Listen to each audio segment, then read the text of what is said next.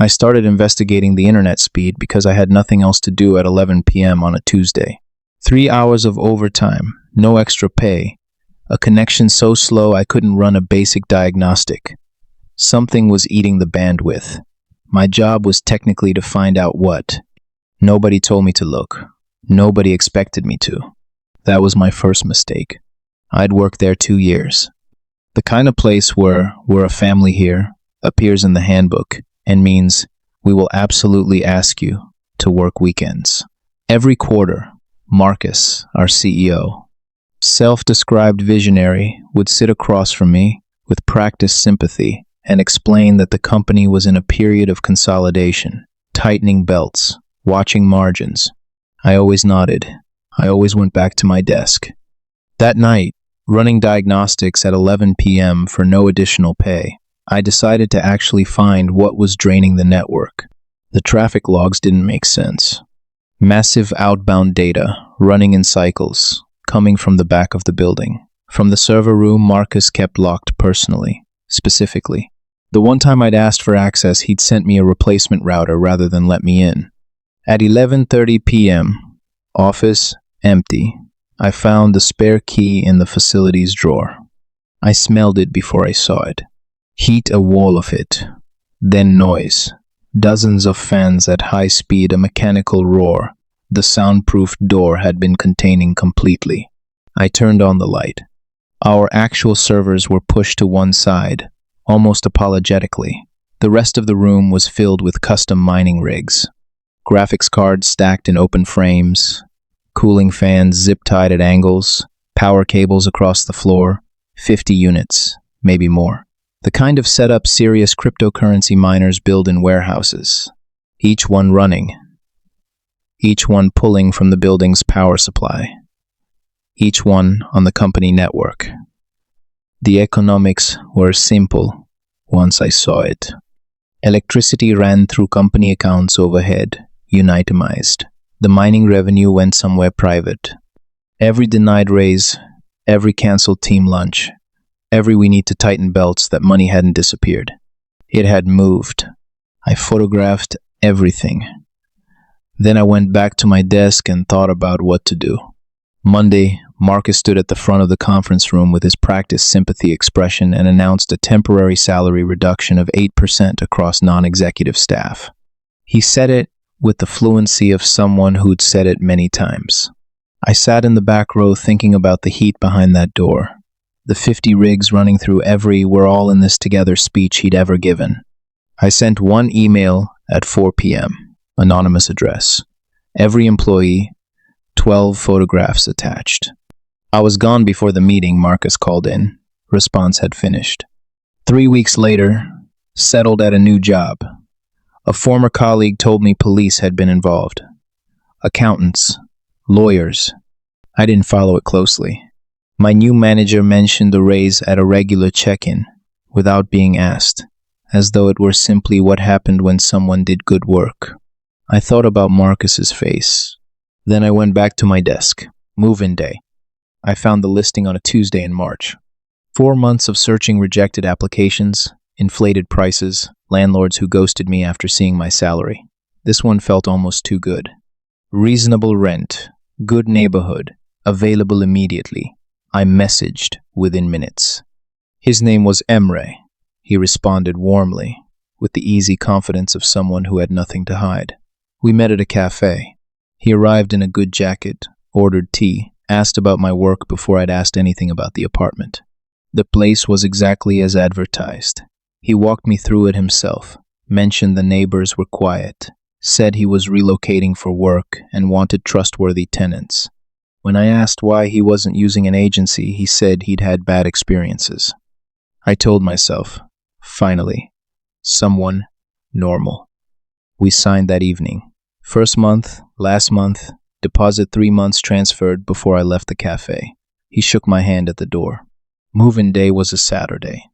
I arrived with 2 friends in a rented van, put the key in the lock. The door opened before I turned it. A woman stood in the doorway, housecoat, coffee in hand. Behind her, a man on the couch and 2 children in front of a television. "Can I help you?" she said. I held up my key. I'm moving in. Her expression shifted into something I recognized immediately, because I was feeling it too. The specific horror of ground giving way. So are we, she said. We moved in yesterday. There were 6 of us in total. It took an hour to establish this, standing in the hallway and on the landing, comparing contracts on our phones. 6 separate agreements, all signed by Emre, all for the same apartment, all with move-in dates within the same week. Someone called his number. Disconnected. The email bounced. The bank account had been emptied and closed. The apartment had been booked on a short-term rental platform. Emre wasn't the owner. He'd booked it for 2 weeks, photographed it, and rented it to 6 different people simultaneously. The actual owner arrived at 2 p.m. to investigate a noise complaint. The police were honest with us in a way that wasn't comforting. This happens, they said, a lot. The contracts seem real but don't hold up. The transfers were willing, no dispute possible. The identity was almost certainly false. They would file a report. We should not expect a quick resolution. We stood on the pavement outside an apartment none of us would be sleeping in that night and absorbed this. I've been thinking about all 6 of us in that hallway. The woman's children who didn't understand why strangers kept arriving with boxes. The couple who'd driven 3 hours. The man who'd already given notice at his previous place. All of us had spent months looking. All of us had found something that felt, finally, like relief. All of us had transferred everything we had to a man in a good jacket who asked about our lives before we'd asked a single question. The listing is still online. Different city, different photos, same cadence. I reported it immediately. It was removed within the week. A new one appeared 2 days later. I'm still looking for an apartment. I call landlords now and ask to see the title deed before agreeing to anything. Half of them find this insulting. I've stopped apologizing for it. My grandfather died on a Thursday morning. By Thursday afternoon, people I hadn't seen in years were in the hospital corridor. He was a quiet man who asked for little and complained about nothing. He'd outlived a wife, a business, and most of his expectations. And he'd done it with a dignity I spent my whole life trying to understand. He wore the same gold ring for 50 years. When I arrived, he was already gone. My mother sat by the window, not crying, just still. The way people get when grief is too large for expression. The corridor outside was filling up. Uncle Dale arrived first. 4 years since I'd seen him, since some disagreement I'd never been fully informed about.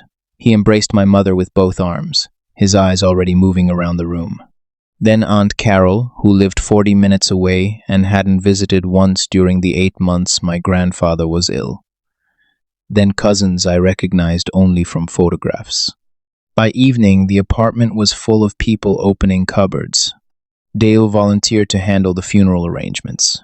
He said it with the authority of someone resuming a role that had always been his. My mother, exhausted and grateful, handed him my grandfather's wallet and bank card without hesitation. The pin was written inside Grandpa, had been 83 and practical about these things. I watched this happen from across the room and thought nothing of it. That was Thursday evening. Friday morning, I went to the bank to check on funds for the funeral costs. The teller looked at the account and then looked at me. Emptied the previous night. 3 ATM withdrawals 4 blocks from the hospital, between 9 and 11 p.m., maximum amount each time. I asked for the security footage timestamps and walked to that ATM. Dale, in the coat he'd worn to the hospital. 3 visits, unhurried, systematic. Card returned to the wallet each time. I sat in my car outside the bank for a long time. The funeral was the next day. I said nothing to my mother. She was managing grief with careful efficiency, and what I had to tell her would demand a response she didn't have the energy for yet. I said nothing to Dale. I smiled at him, accepted his embrace, listened to him tell my mother that everything was being handled. Then I stopped at a print shop on the way home. The funeral meal was held at my grandfather's house, the way he would have wanted. 40 people, the same faces from the hospital corridor, the same performance of grief from people who'd been strangers to him for years. Dale at the center of things, receiving condolences with practiced ease. I set up the projector while people were finding seats. The room went quiet when the image appeared on the wall. ATM footage, timestamp in the corner, a man in a familiar coat, 3 frames, side by side. I let it run 30 seconds before I spoke. I didn't say much. The footage said most of it. Dale left without finishing his coffee. Several cousins left with him. The room thinned quickly, leaving behind the people who had actually been present for my grandfather's life, smaller in number, quieter, sitting closer together. My mother didn't speak for a long time. Then she said he would have found that very satisfying. I think she was right. The legal process is ongoing. Dale insists the withdrawals were authorized and requires everyone to have a very poor memory. My grandfather's gold ring was found in Dale's coat pocket at the hospital. A nurse had seen him take it and mentioned it to my mother 2 days later. My mother is wearing it now, next to her own.